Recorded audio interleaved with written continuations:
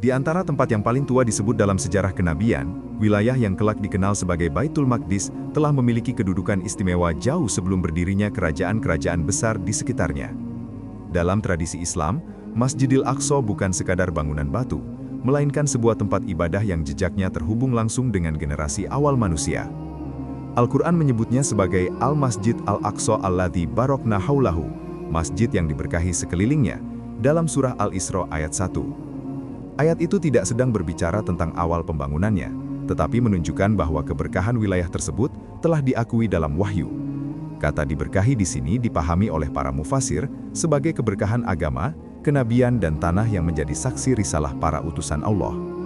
Dalam hadis sahih riwayat Muhammad yang diriwayatkan oleh Abu Dzar Al-Ghifari, disebutkan bahwa Abu Dzar pernah bertanya, "Wahai Rasulullah, masjid apakah yang pertama kali dibangun di bumi?" Nabi Muhammad SAW menjawab, Masjidil Haram. Ia bertanya lagi, "Kemudian yang mana?" Beliau menjawab, Masjidil Aqsa. Abu Dzar bertanya, "Berapa jarak antara keduanya?" Beliau menjawab, 40 tahun. Hadis ini diriwayatkan oleh Muhammad Al-Bukhari dan Muslim Ibn Al-Hajjaj dalam kitab Sahih mereka. Riwayat ini menjadi landasan utama pembahasan asal-usul Masjidil Aqsa. Jika Masjidil Haram pertama kali dibangun oleh Nabi Adam menurut sebagian ulama, maka Masjidil Aqsa juga memiliki akar yang sangat tua dalam sejarah manusia. Sebagian ulama berpendapat bahwa Nabi Adam yang pertama kali meletakkan fondasi keduanya dengan jarak 40 tahun sebagaimana disebut dalam hadis.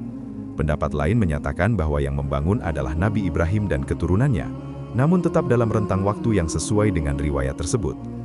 Perbedaan pendapat itu tidak mengubah satu hal penting. Masjidil Aqsa bukanlah bangunan yang muncul pada masa Nabi Sulaiman semata. Ia sudah ada sebelumnya sebagai tempat ibadah yang dikenal dalam tradisi Tauhid. Nabi Sulaiman, sebagaimana akan dibahas pada bab berikutnya, lebih tepat disebut sebagai pembangun kembali atau pembaharu bangunan secara besar-besaran. Wilayah Syam, tempat berdirinya Masjidil Aqsa, sejak awal dikenal sebagai tanah para nabi. Dari sanalah lahir dan berkiprah banyak utusan Allah, mulai dari Nabi Ibrahim, Nabi Ishak, Nabi Yakub, hingga nabi-nabi dari kalangan Bani Israel. Dengan demikian, Masjidil Aqsa berdiri di jantung sejarah kenabian, bukan di pinggiran. Dalam konteks sejarah, penting untuk membedakan antara masjid sebagai bangunan fisik megah dan masjid sebagai tempat sujud yang ditetapkan untuk ibadah. Pada masa awal manusia, bangunannya tentu tidak seperti struktur batu besar yang dikenal kemudian, namun statusnya sebagai tempat yang disucikan telah ada sejak generasi awal. Ini menegaskan satu fondasi utama. Masjidil Aqsa memiliki akar sejarah yang sangat tua, terhubung dengan generasi awal manusia dan para nabi sebelum datangnya kerajaan-kerajaan besar. Ia bukan sekadar situs arsitektur, melainkan bagian dari mata rantai tauhid yang membentang sejak awal penciptaan manusia. Setelah fase awal yang terhubung dengan generasi pertama manusia, sejarah Baitul Maqdis memasuki babak yang lebih jelas jejaknya ketika risalah tauhid berpindah ke tangan keluarga Nabi Ibrahim. Wilayah Syam, termasuk kawasan di sekitar Masjidil Aqsa, menjadi salah satu pusat penting dalam perjalanan dakwah beliau. Nabi Ibrahim tidak hanya dikenal sebagai pembangun Ka'bah di Makkah bersama putranya Nabi Ismail, tetapi juga sebagai sosok yang mengokohkan tauhid di wilayah Syam. Al-Quran menyebut bahwa Allah menyelamatkan beliau dan Nabi Lut ke negeri yang kami berkahi untuk seluruh alam. Para mufasir menafsirkan negeri yang diberkahi itu sebagai wilayah Syam, termasuk Palestina dan sekitarnya. Dari garis keturunan Nabi Ibrahim melalui Nabi Ishak, lahirlah Nabi Yakub yang juga dikenal dengan nama Israel. Dari keturunan inilah terbentuk Bani Israel. Mereka menetap dan berkembang di wilayah tersebut, menjadikan Baitul Maqdis sebagai pusat spiritual mereka. Tempat itu bukan hanya simbol geografis, melainkan pusat peribadatan dan pengajaran ajaran tauhid yang diwariskan turun-temurun. Dalam tradisi Islam, para nabi dari kalangan Bani Israel memiliki keterkaitan erat dengan wilayah ini. Nabi Daud, Nabi Sulaiman, Nabi Zakaria, Nabi Yahya hingga Nabi Isa, semuanya berdakwah di kawasan yang sama. Dengan demikian, Masjidil Aqsa berada di tengah rangkaian sejarah kenabian yang panjang dan berkesinambungan. Namun, sejarah Bani Israel tidak selalu berada dalam ketaatan. Al-Quran mengisahkan bahwa mereka beberapa kali menyimpang dari perjanjian yang telah diambil. Dalam surah Al-Isra juga disebutkan bahwa mereka akan membuat kerusakan di muka bumi 2 kali dan akan mengalami akibatnya. Ayat-ayat ini sering dikaitkan oleh para ulama dengan peristiwa-peristiwa kehancuran Baitul Maqdis pada masa berikutnya. Pada fase ini, Baitul Maqdis berfungsi sebagai pusat ibadah dan simbol perjanjian antara Allah dan Bani Israel. Ia menjadi tempat di mana ajaran tauhid ditegakkan, sekaligus menjadi saksi atas ketaatan dan penyimpangan sebuah kaum. Kedudukannya bukan hanya strategi secara geografis, tetapi juga sentral dalam sejarah wahyu. Dari sinilah panggung sejarah bersiap memasuki masa pemerintahan Nabi Daud dan putranya Nabi Sulaiman ketika Baitul Maqdis mengalami pembangunan besar yang kelak dikenal luas dalam sejarah. Memasuki masa Nabi Daud dan Nabi Sulaiman, Baitul Maqdis berada pada fase yang lebih jelas secara sejarah dan struktur kekuasaan. Jika sebelumnya wilayah ini menjadi pusat komunitas para nabi dari keturunan Nabi Ibrahim, maka pada masa Nabi Daud dan Nabi Sulaiman ia berkembang menjadi pusat pemerintahan sekaligus pusat ibadah dalam satu kesatuan. Nabi Daud memimpin Bani Israel dalam periode konsolidasi politik dan militer. Setelah berbagai konflik internal dan eksternal, beliau berhasil meneguhkan kekuasaan di wilayah tersebut. Riwayat-riwayat menyebutkan bahwa pada masa Nabi Daud telah ada niat untuk membangun kembali tempat ibadah secara lebih kokoh di Baitul Maqdis. Namun pelaksanaan besarnya terjadi pada masa putranya, Nabi Sulaiman. Nabi Sulaiman mewarisi kerajaan yang kuat dan stabil. Dalam tradisi Islam, beliau bukan hanya seorang raja, tetapi juga nabi yang diberi keistimewaan oleh Allah, berupa kemampuan memimpin manusia, jin, dan memahami bahasa makhluk lain. Dalam konteks Baitul Maqdis, peran beliau sangat penting karena pembangunan besar-besaran tempat ibadah dilakukan pada masa pemerintahannya. Dalam hadis yang diriwayatkan oleh Muhammad, disebutkan bahwa ketika Nabi Sulaiman selesai membangun Baitul Maqdis, beliau memohon 3 hal kepada Allah: keputusan hukum yang sesuai dengan keputusan Allah, kerajaan yang tidak dimiliki seorang pun setelahnya, dan siapa saja yang datang ke masjid itu dengan niat sholat semata agar diampuni dosa-dosanya seperti hari ia dilahirkan. Hadis ini diriwayatkan oleh Imam Ahmad dan An-Nasai dengan sanad yang dinilai hasan oleh sebagian ulama. Riwayat tersebut menunjukkan 2 hal penting. Pertama, Nabi Sulaiman memang melakukan pembangunan besar terhadap Baitul Maqdis. Kedua, pembangunan itu bukan sekedar proyek arsitektur, tetapi bagian dari penguatan fungsi spiritualnya. Tempat itu kembali ditegakkan sebagai pusat ibadah yang agung. Disinilah sering terjadi kekeliruan dalam pemahaman sejarah. Sebagian orang mengira bahwa Nabi Sulaiman adalah orang pertama yang membangun Masjidil Aqsa, padahal sebagaimana dijelaskan dalam hadis tentang jarak 40 tahun antara Masjidil Haram dan Masjidil Aqsa, fondasi tempat ibadah itu telah ada jauh sebelumnya. Nabi Sulaiman lebih tepat disebut sebagai pembangun kembali atau renovator besar yang memperindah dan memperkuat struktur yang sudah ada. Pada masa beliau, Baitul Maqdis menjadi simbol kejayaan Bani Israel dalam ketaatan. Ia berdiri sebagai pusat hukum, ibadah, dan pemerintahan. Namun sejarah tidak berhenti pada masa kejayaan. Setelah wafatnya Nabi Sulaiman, kerajaan terpecah, kekuatan melemah, dan penyimpangan kembali terjadi di tengah Bani Israel.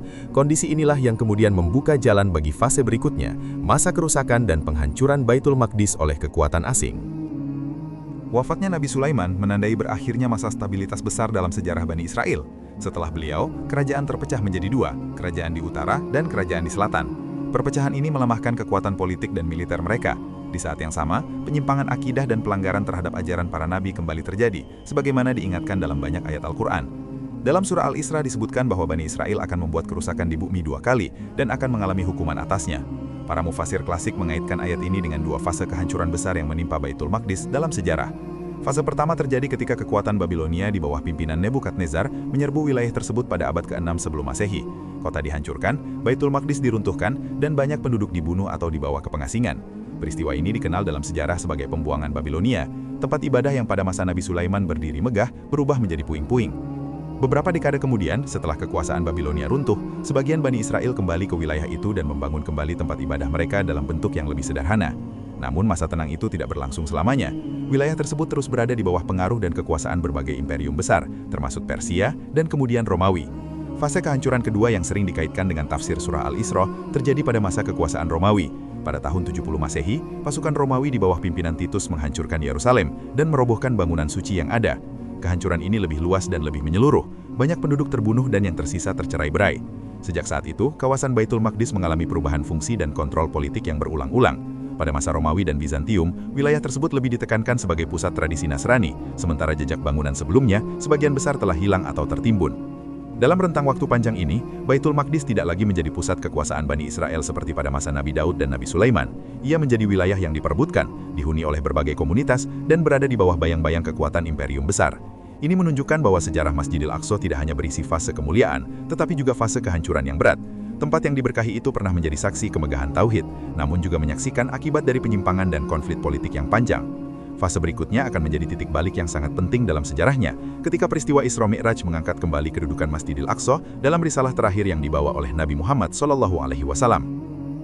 Ketika Baitul Maqdis berada dalam fase panjang di bawah kekuasaan Romawi dan Bizantium, dunia belum mengetahui bahwa tempat itu akan kembali menjadi pusat perhatian dalam risalah terakhir.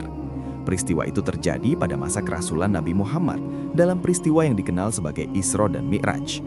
Al-Quran menyebutnya secara tegas dalam surah Al-Isra ayat 1. Allah memperjalankan hambanya pada malam hari dari Masjidil Haram ke Masjidil Aqsa yang diberkahi sekelilingnya. Ayat ini menjadi dalil paling kuat bahwa Masjidil Aqsa memiliki kedudukan khusus dalam akidah Islam. Ia disebut secara langsung dalam wahyu dan keberkahannya ditegaskan tanpa syarat.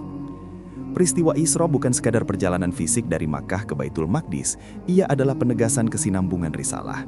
Dalam riwayat hadis sahih disebutkan bahwa setibanya di Masjidil Aqsa, Nabi Muhammad SAW mengimami para nabi dalam sholat. Para ulama memahami peristiwa ini sebagai simbol bahwa risalah para nabi terdahulu bermuara dan disempurnakan dalam risalah beliau. Dengan peristiwa itu, Baitul Maqdis tidak lagi hanya terhubung dengan sejarah Bani Israel, ia kini menjadi bagian tak terpisahkan dari sejarah umat Islam. Tempat yang dahulu menjadi pusat dakwah para nabi dari keturunan Nabi Ibrahim, kini menjadi saksi pengangkatan Rasul terakhir sebagai pemimpin seluruh nabi. Tidak lama setelah itu, kaum muslimin juga menjadikan Baitul Maqdis sebagai kiblat pertama dalam sholat. Selama kurang lebih 16 atau 17 bulan setelah hijrah ke Madinah, kaum muslimin menghadap ke arah Masjidil Aqsa. Perubahan kiblat ke Ka'bah di Makkah kemudian terjadi berdasarkan perintah Allah, sebagaimana disebutkan dalam surah Al-Baqarah. Namun fakta bahwa Masjidil Aqsa pernah menjadi kiblat pertama menunjukkan kedudukannya yang sangat tinggi dalam syariat. Pada fase ini, Baitul Maqdis belum berada di bawah kekuasaan kaum muslimin, ia masih dalam kontrol Bizantium. Namun secara spiritual dan akidah, ia telah kembali menempati posisi sentral dalam agama Tauhid yang dibawa Nabi Muhammad SAW. Ini menjadi titik transisi besar dalam sejarah Masjidil Aqsa. Dari situs yang terkait dengan sejarah Bani Israel dan kerajaan-kerajaan kuno, ia kini menjadi bagian tak terpisahkan dari sejarah umat Islam. Tempat yang dahulu menjadi pusat dakwah para nabi dari keturunan Nabi Ibrahim, kini menjadi saksi pengangkatan Rasul terakhir sebagai pemimpin seluruh nabi. Peristiwa Isra Mi'raj menjadikannya salah satu dari 3 masjid yang memiliki keutamaan khusus dalam syariat. Setelah wafatnya Nabi Muhammad, kepemimpinan umat Islam berada di tangan para Khulafaur Rasyidin. Pada masa inilah wilayah Syam, termasuk Baitul Maqdis, mulai masuk ke dalam kekuasaan kaum muslimin melalui rangkaian peristiwa yang berlangsung bertahap dan terencana. Pada masa kekhalifahan Umar ibn al-Khattab, pasukan muslim berhasil mengalahkan kekuatan Bizantium dalam beberapa pertempuran penting di wilayah Syam. Kota Yerusalem yang saat itu dikenal sebagai Aelia dalam administrasi Romawi, akhirnya meminta perjanjian damai dengan syarat bahwa penyerahan kota dilakukan langsung kepada khalifah. Riwayat-riwayat sejarah Islam menyebutkan bahwa Umar datang sendiri dari Madinah ke Baitul Maqdis untuk menerima penyerahan tersebut. Kedatangannya dicatat dengan kesederhanaan yang mencolok. Ia tidak datang dengan kemewahan seorang penguasa imperium besar, melainkan sebagai pemimpin yang dikenal zuhud dan adil. Peristiwa ini menandai masuknya Baitul Maqdis ke dalam pemerintahan Islam tanpa penghancuran atau pembalasan massal. Dalam perjanjian yang dikenal sebagai Ahdah Umariyah, penduduk kota diberikan jaminan keamanan atas jiwa, harta, dan tempat ibadah mereka. Dokumen ini menjadi salah satu contoh awal tata kelola wilayah mulki agama dalam sejarah Islam. Ketika Umar memasuki area yang dahulu menjadi lokasi tempat ibadah, ia mendapati kawasan tersebut dalam kondisi kurang terawat. Riwayat menyebutkan bahwa sebagian area dipenuhi kotoran dan puing-puing. Umar kemudian ikut membersihkannya bersama kaum muslimin. Di lokasi itulah kemudian dibangun sebuah masjid sederhana sebagai tempat sholat. Bangunan awal yang didirikan pada masa Umar bukanlah struktur besar seperti yang dikenal sekarang. Ia sederhana, terbuat dari bahan yang tersedia saat itu dan berfungsi sebagai tempat ibadah kaum muslimin. Namun nilai simboliknya sangat besar. Setelah berabad-abad berada di bawah kekuasaan berbagai imperium, Masjidil Aqsa kembali menjadi tempat sujud umat Islam secara resmi dan terbuka. Pada masa berikutnya, khususnya era Bani Umayyah, pembangunan diperluas dan diperindah. Kubah dan struktur besar yang dikenal dalam kompleks Masjidil Aqsa berkembang pada periode itu. Namun fondasi kehadiran Islam secara politik dan administratif di Baitul Maqdis dimulai pada masa Umar bin Khattab. Ini menunjukkan bahwa pembebasan Baitul Maqdis dalam sejarah Islam pertama kali terjadi melalui perjanjian damai, bukan penghancuran. Ia menandai fase stabilitas baru, di mana Masjidil Aqsa kembali menjadi pusat ibadah umat Islam, sekaligus kota yang dihuni oleh berbagai komunitas agama di bawah satu pemerintahan. Namun, sejarah belum berhenti. Beberapa abad kemudian, gelombang besar dari Eropa akan datang dalam bentuk perang salib, mengubah kembali wajah kota suci itu. Memasuki abad ke-11 Masehi, dunia Islam menghadapi gelombang besar yang datang dari Eropa Barat. Seruan perang salib yang dimulai pada tahun 1095 Masehi berujung pada ekspedisi militer besar-besaran menuju wilayah Syam. Pada tahun 1099 Masehi, pasukan salib berhasil merebut Yerusalem setelah pengepungan yang panjang dan berdarah. Penaklukan itu meninggalkan luka mendalam dalam sejarah kota tersebut. Banyak penduduk Muslim dan Yahudi terbunuh. Masjidil Aqsa diambil alih dan dialih-fungsikan. Sebagian kompleksnya dijadikan markas dan gereja oleh pasukan salib. Kubah dan ruang-ruang ibadah yang selama berabad-abad menjadi tempat sujud kaum muslimin berubah fungsi di bawah kekuasaan baru. Selama hampir 9 dekade, Baitul Maqdis berada dalam kendali kerajaan Latil Yerusalem. Namun di dunia Islam, semangat untuk merebut kembali kota suci itu tidak pernah padam. Upaya demi upaya dilakukan oleh para penguasa Muslim di wilayah Syam dan Mesir, hingga muncul seorang pemimpin yang mampu menyatukan kekuatan-kekuatan yang terpecah. Ia adalah Saladin, yang dalam literatur Islam dikenal sebagai Salahuddin Al-Ayyubi. Setelah melalui proses panjang konsolidasi politik dan militer, pasukannya berhasil mengalahkan tentara Salib dalam pertempuran Hattin pada tahun 1187 Masehi. Kemenangan ini membuka jalan menuju pembebasan Yerusalem. Pada tahun yang sama, Salahuddin memasuki kota tersebut. Berbeda dengan peristiwa 1099, pembebasan ini berlangsung tanpa pembantaian massal. Penduduk diberikan kesempatan untuk menebus diri atau meninggalkan kota dengan aman. Masjidil Aqsa kemudian dibersihkan dan dikembalikan fungsinya sebagai tempat ibadah umat Islam. Mimbar yang terkenal yang dibuat atas perintah Nuruddin Mahmud beberapa tahun sebelumnya dengan harapan kelak ditempatkan di Masjidil Aqsa, akhirnya benar-benar dipasang setelah pembebasan itu. Peristiwa ini menjadi simbol kembalinya kehormatan tempat suci tersebut ke tangan kaum muslimin. Sejak saat itu, Masjidil Aqsa tetap berada dalam naungan pemerintahan Islam selama berabad-abad berikutnya. Meskipun kekuasaan politik silih berganti antara dinasti-dinasti Muslim, ia terus menjadi pusat ibadah, ilmu, dan ziarah bagi kaum muslimin dari berbagai penjuru dunia. Dengan demikian, sejarah Masjidil Aqsa memperlihatkan pola yang berulang, masa kemuliaan, masa kehancuran, dan masa pembebasan.